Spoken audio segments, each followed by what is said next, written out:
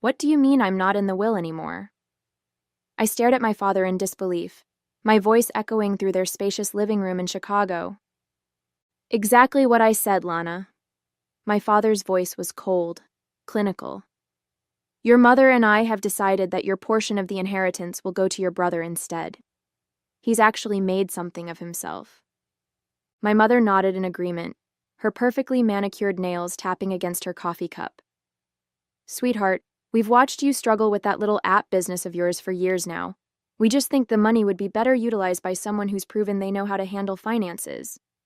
I felt like I'd been punched in the stomach. At 29, I'd spent the last 4 years building my health tech startup from nothing, living on ramen and working 18-hour days. Yes, it had been a struggle, but I was finally on the verge of something incredible. You can't be serious, I managed to say, my voice barely above a whisper. I've put everything into this business. And what do you have to show for it? My father gestured around, as if my lack of a mansion somehow proved his point. Your brother has a corner office at Morgan Stanley. What do you have? A desk in a co-working space and dreams that are too big for your capabilities. The words stung because they weren't new. I'd heard variations of this speech my entire life. When I got a scholarship to Northwestern instead of Harvard. When I chose computer science over law. When I quit my corporate job to start my own company. This isn't about the money, I said, feeling tears threatening to spill. This is about you never believing in me. Oh, Lana. My mother sighed, exchanging a look with my father. We're just being realistic. Not everyone is meant to be successful. There's no shame in admitting defeat and getting a normal job. I took a deep breath, trying to steady myself. What they didn't know, what I'd been planning to tell them today before they ambushed me with this news, was that my failing business had just secured a meeting with the country's largest healthcare provider. If they signed on, everything would change. As I left their house, my phone buzzed with a notification. It was an email from my lead investor, requesting an urgent call. My stomach twisted with anxiety. I had a feeling things were about to get worse before they got better. I sat in my car outside my parents' house, trying to process what had just happened. The inheritance itself wasn't life-changing, maybe $500,000 that my grandparents had left for each grandchild. But the message behind being cut out was crystal clear. I was the family disappointment. Growing up as the daughter of Harold and Patricia Reynolds meant living under constant pressure. My father had built his wealth through strategic investments in pharmaceutical companies, while my mother came from old money. Success wasn't just encouraged in our family. It was expected, demanded, and narrowly defined. My brother Jake had followed the prescribed path perfectly. Ivy League education, finance career, marriage to a socialite, 2 perfect children, and a summer home in the Hamptons by 35. I, on the other hand, had always been the question mark. Even when I graduated at the top of my class or landed prestigious internships, it was never quite enough. You could have done better, became the family motto for my achievements. 4 years ago, I'd spotted a critical gap in the healthcare technology market. Using my background in computer science and the experience I'd gained working for a major tech company, I developed an AI-driven platform that could predict patient readmission risks with unprecedented accuracy. I called it Prevent Care. My parents had scoffed when I left my 6-figure salary to pursue the startup. Another millennial thinking they'll be the next Steve Jobs, my father had said dismissively. When I asked for their investment, they declined, calling it throwing good money after bad decisions. Instead, I scraped together funding from angel investors who actually understood the technology. I worked day and night, building the platform, securing a small pilot program with a local hospital, and slowly gathering data that proved my system worked. 3 months ago, I'd started hearing rumors that my father was heavily investing in PharmaTech, a publicly traded company developing a competing solution. My mother had casually mentioned it at dinner, watching me carefully as she added, "Your father thinks it's going to revolutionize the industry." I'd felt a pang of betrayal but dismissed it. Surely it was coincidence. The healthcare AI space was hot. Everyone was investing in it. My parents wouldn't deliberately back my competition while refusing to support me. Would they? But as I sat in my car, the pieces started falling into place. The timing of being cut from the will. Their increased criticism of my business. The smug looks. Maybe this wasn't just about disappointment. Maybe it was about something else entirely. The call with my lead investor, Dominic, was worse than I'd imagined.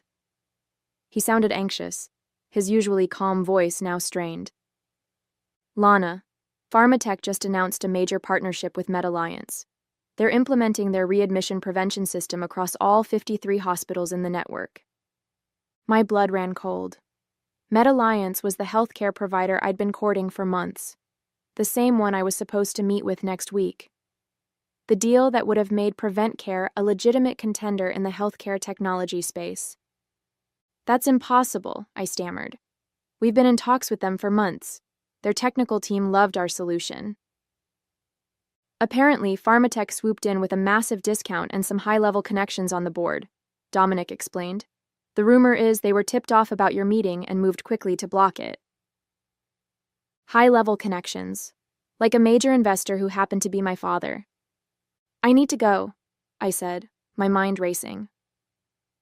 I spent the next hour parked outside my parents' house, searching for information about PharmaTech. The company had been struggling for months, their tech inferior to mine, but their marketing budget astronomical.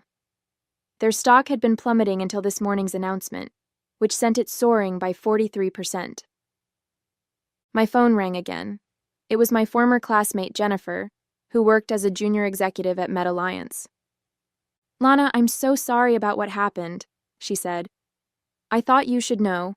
The decision came down from our chairman after he played golf with some investor in PharmaTech.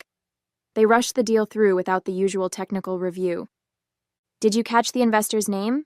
I asked, already knowing the answer. Harold Reynolds. He apparently made a very compelling case against your technology, saying it wasn't scalable. My father. My own father had deliberately sabotaged my business. I sat in stunned silence as the reality sank in. This wasn't just parental disappointment or lack of support. This was active sabotage.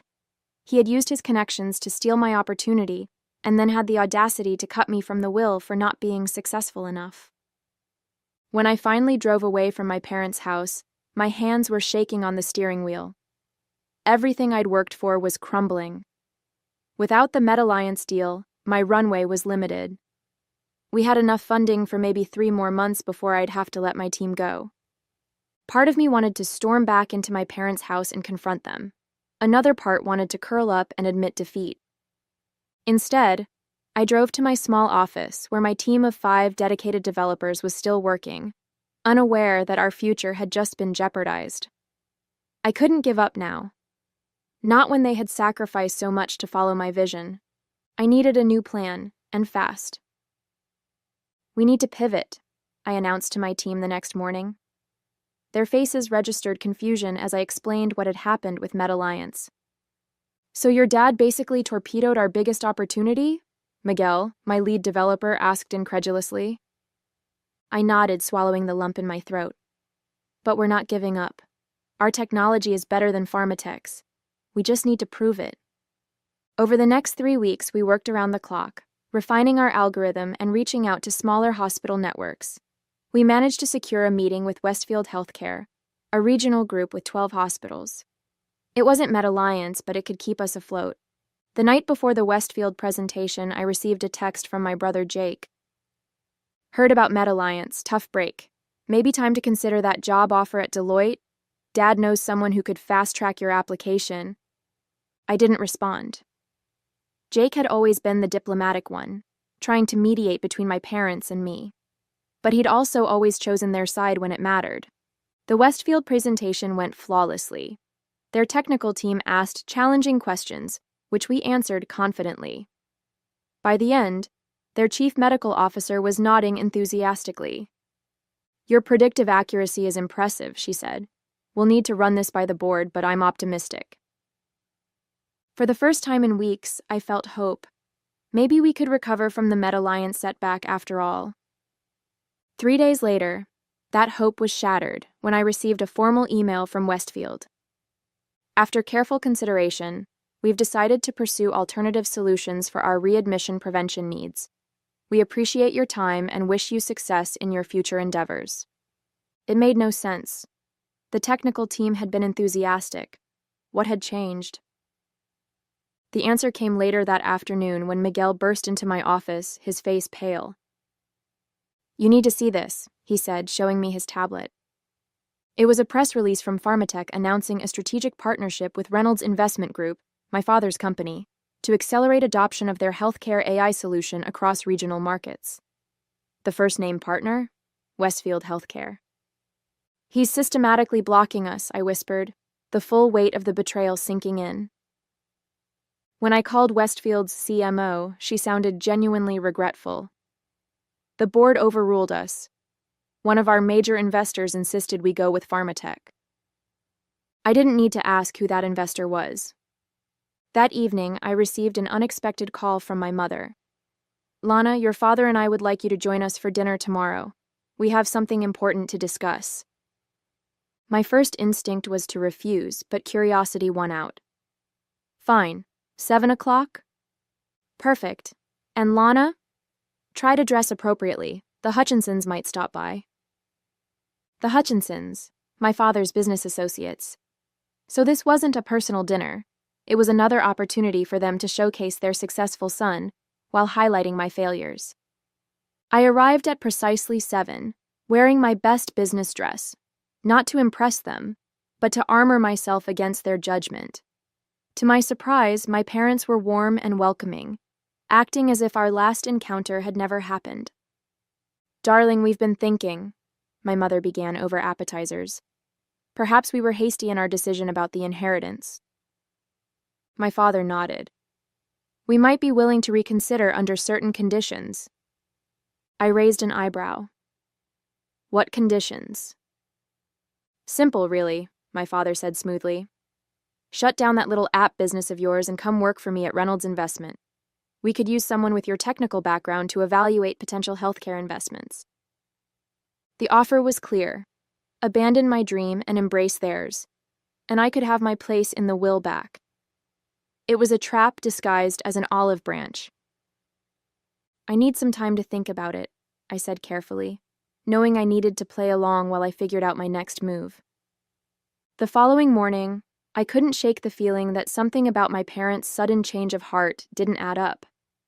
Why offer me a position now, when they'd been actively working to undermine my business? I decided to do some digging.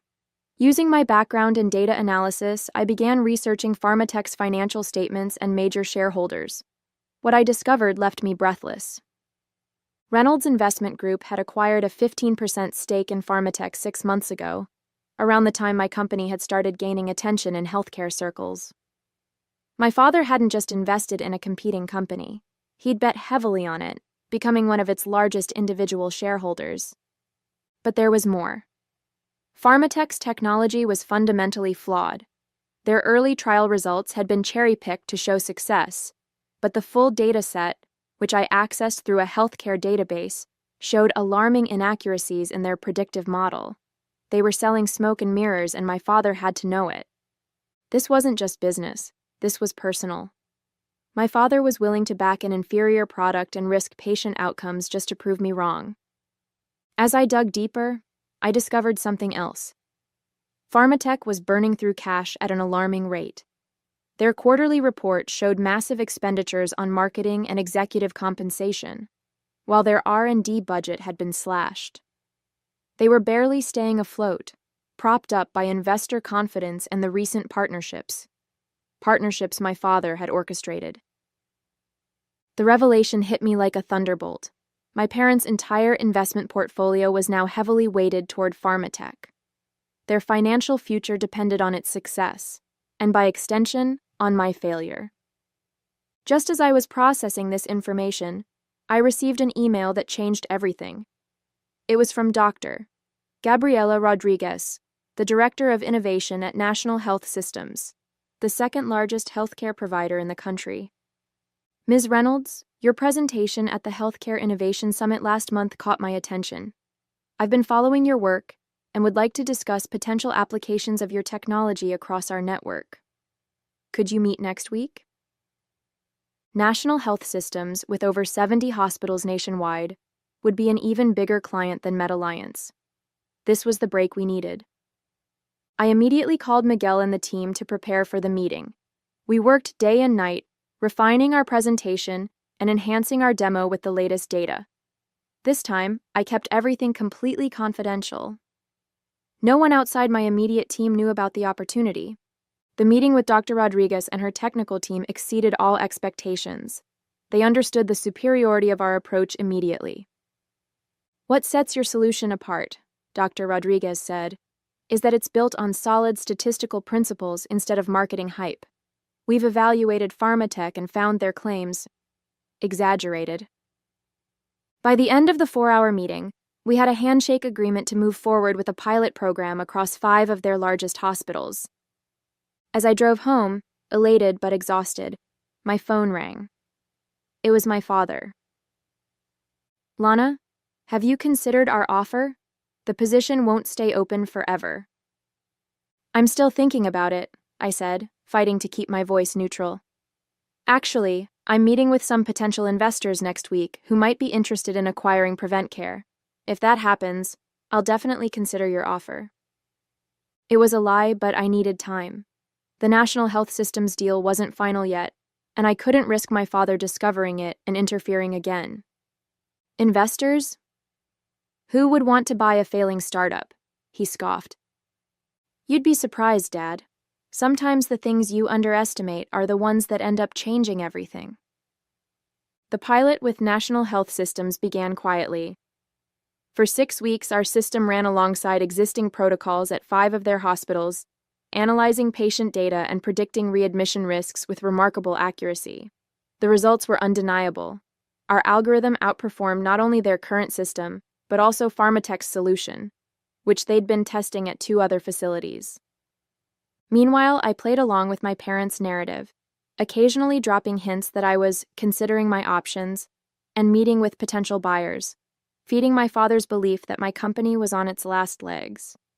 One evening, I received an unexpected visitor at my office, Jennifer from MedAlliance. I shouldn't be here, she said nervously, but I had to show you this. She handed me an internal report showing that PharmaTech's system was failing spectacularly at MedAlliance. Readmission predictions were barely better than random chance, and the implementation costs had ballooned to 3 times the initial estimate. The board is furious, but they're trapped in a multi-year contract, Jennifer explained, and Harold Reynolds is pressuring them to keep quiet about the issues. I thanked Jennifer for the information, and after she left, I called Dr. Rodriguez. How quickly could we scale the pilot to all your hospitals if the results continue to be positive? With these numbers? We could begin full implementation within 60 days, she replied. In fact, I've already drafted the proposal for the board. Everything was falling into place, but I needed one more piece to secure our future. I reached out to Oliver Barnes, a prominent healthcare industry reporter who had covered my company in its early days. I have a story for you, I told him. It involves falsified data, conflicts of interest, and patient safety concerns. 2 days later, as I was finalizing the contract with National Health Systems, Miguel burst into my office with a panicked expression. We've got a problem, he said. Someone's trying to breach our servers. They're after our algorithm. I immediately knew who was behind it. With PharmaTech failing, my father must be desperate to get his hands on our superior technology.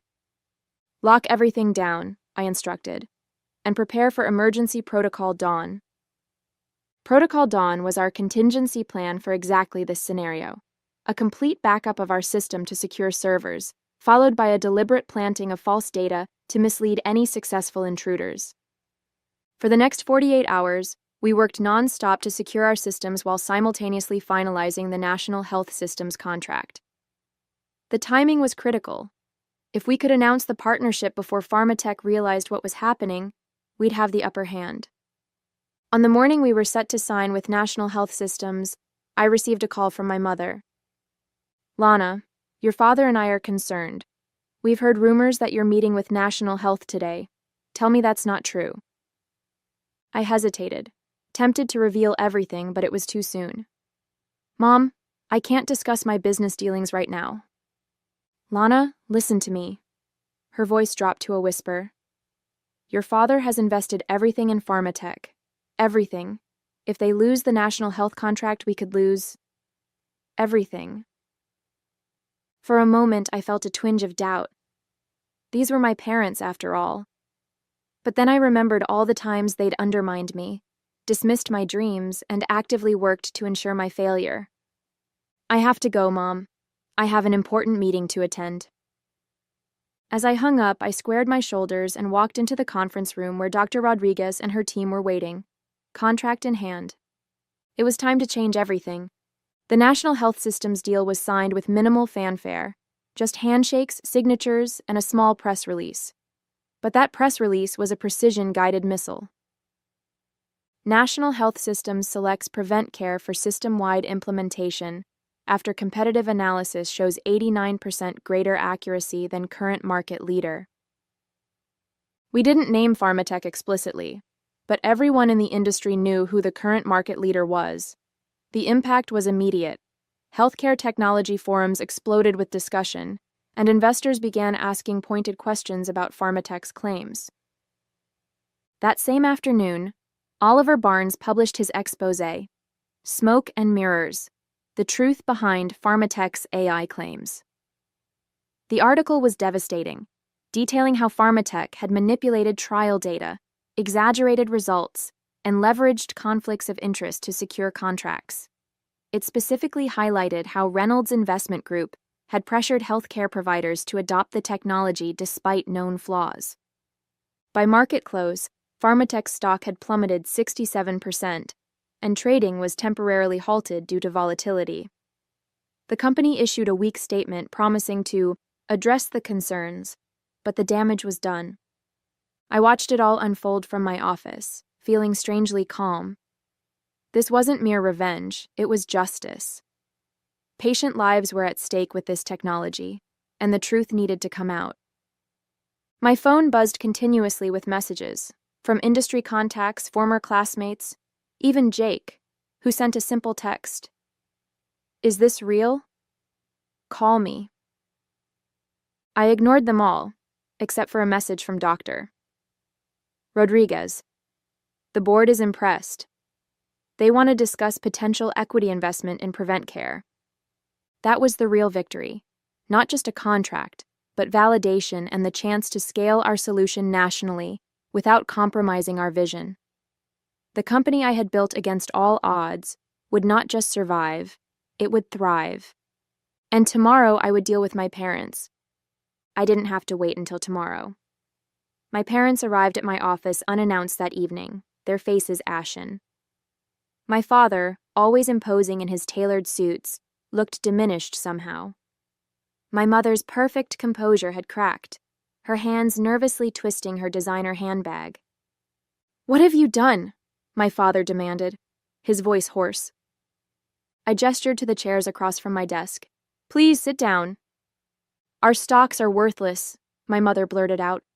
"PharmaTech is finished. Harold's Investment Group is facing inquiries from the SEC. We're ruined, Lana, completely ruined." I studied them both, searching for any sign of remorse or understanding. I found none, only fear and blame. "I didn't do anything except build a better product and tell the truth," I said calmly. "You chose to back a company that falsified data and put patients at risk."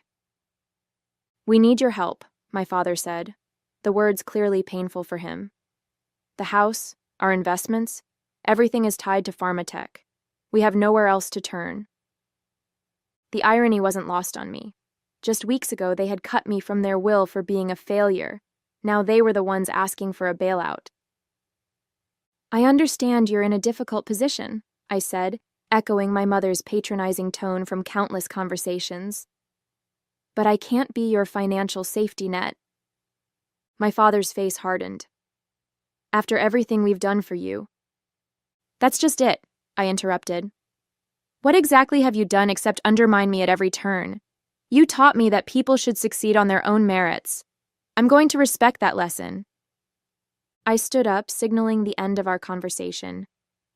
I can refer you to a good financial advisor. Beyond that, I think it's best if we take some time apart." As they left my office, I felt no triumph, no vindication, just a quiet certainty that I had finally broken free from their shadow. The next morning, I gathered my team to share the news about National Health System's investment offer. As we celebrated this milestone, I looked around at these brilliant people who had believed in my vision when my own family hadn't. "We've got a lot of work ahead of us," I told them, "but today we've proven that doing the right thing, building something with integrity, eventually wins." Later, alone in my office, I removed the family photo from my desk drawer where I'd hidden it months ago. I studied the smiling faces, a facade that had masked years of conditional love and impossible standards. I placed the frame face down in the bottom drawer. Perhaps someday we would find our way back to each other, but it would have to be on new terms, with mutual respect and acceptance. For now, I had a company to build and patients whose lives we could improve. That was legacy enough.